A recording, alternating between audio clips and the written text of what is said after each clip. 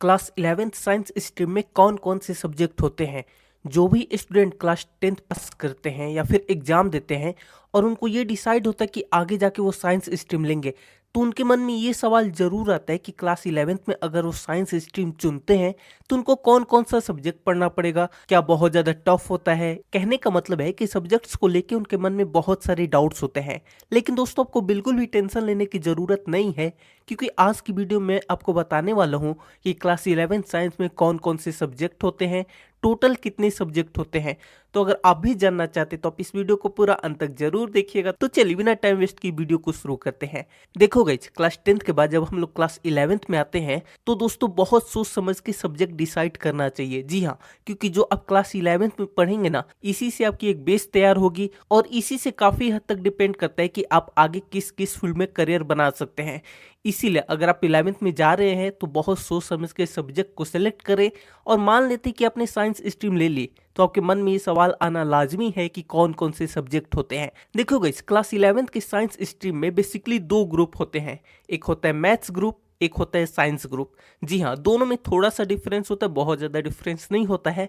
सबसे पहले हम लोग बात कर लेते हैं मैथ्स ग्रुप के बारे में कि क्लास 11th साइंस स्ट्रीम के मैथ्स ग्रुप में कौन कौन से सब्जेक्ट होते हैं।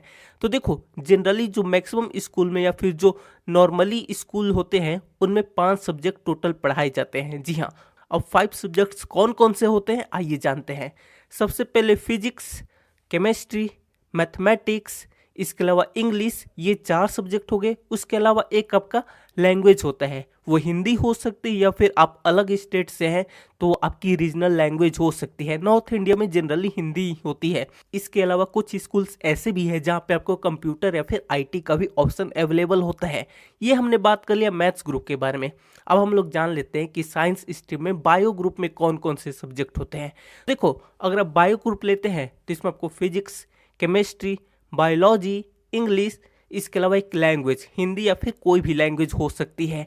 मैथ्स ग्रुप और बायो ग्रुप में सिर्फ एक सब्जेक्ट का अंतर होता है। अगर आप मैथ्स ग्रुप लेते हैं तो आप मैथ लेंगे, अगर आप बायो ग्रुप लेते हैं तो दोस्तों आपको बायो पढ़ना पड़ेगा। बाकी फिजिक्स, केमिस्ट्री, इंग्लिश और हिंदी या फिर कोई लैंग्वेज, ये सभी में कॉमन होता है।